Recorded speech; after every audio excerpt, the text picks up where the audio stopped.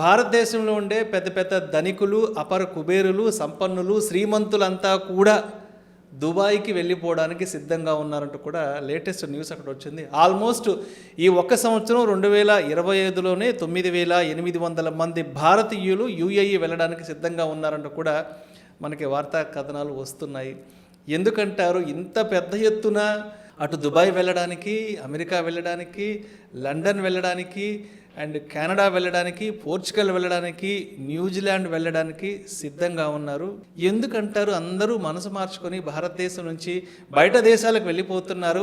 ఆయా దేశాలు ఎందుకు మన భారతీయులను ఇంత పెద్ద ఎత్తున రెడ్ కార్పెట్ వేసి స్వాగతిస్తున్నాయంటారు? ఐ థింక్ మీరు చాలా విషయాలు కవర్ చేశారండి. చాలామంది భారతీయులు, అందులో హెచ్ఎన్ఐస్, హై నెట్వర్త్ ఇండివిజువల్స్ ఈ మధ్య ఎక్కువ బయటకు వెళ్తున్నారు. అందులో ఎక్కువగా అట్రాక్ట్ చేసే కంట్రీ ఏదంటే UAE is one of the most attractive country to many of the HNIs to live there. So యుఏఈలో మెయిన్గా దుబాయ్లో ఎక్కువ మంది స్థిరపడడానికి ఇష్టపడుతున్నారు. దానికి చాలా రీజన్స్ ఉన్నాయి. ఒక సైడ్ ఏంటంటే మనకి ఇండియాలో ఉన్న డిసడ్వాంటేజెస్ ఏంటి, అదే రకంగా దుబాయ్ కానీ మిగతా కంట్రీస్లో ఉన్న అడ్వాంటేజెస్ ఏంటి అన్నది చూసుకుంటే మనకు దానికి సొల్యూషన్ దొరుకుతుంది, ఆన్సర్ దొరుకుతుంది. ఇంకొకటి ఏంటంటే అట్ ద సేమ్ టైం ఈ మధ్య ఇప్పుడు ఇండియా భారతదేశం చాలా డెవలప్డ్ కంట్రీ లాగా ఉంది కాబట్టి, one of the largest economies కాబట్టి, ఈవెన్ ఇండివిజువల్స్ కూడా చాలామంది they are getting lot of wealth. చాలా ధనవంతులు పెరిగిపోతున్నారు మన ఇండియాలో కూడా.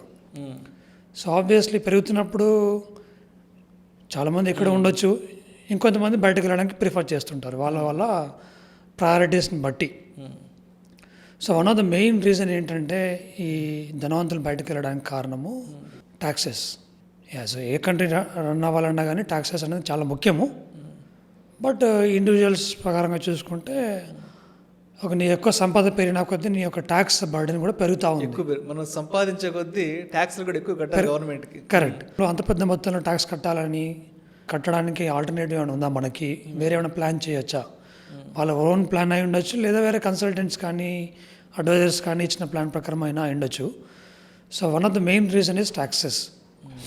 సో వాటిని అడ్రస్ చేయడానికి గురించి ఎక్కడైతే మనకు ట్యాక్సెస్ ఉండవు, లేదా ఎక్కడైతే ట్యాక్సెస్ తక్కువ ఉన్నాయో అట్లాంటి ప్లేసెస్ వెతికి అక్కడ స్థిరపడడానికి ప్లాన్ చేస్తున్నారు. సో అందులో one of the main country is UAE.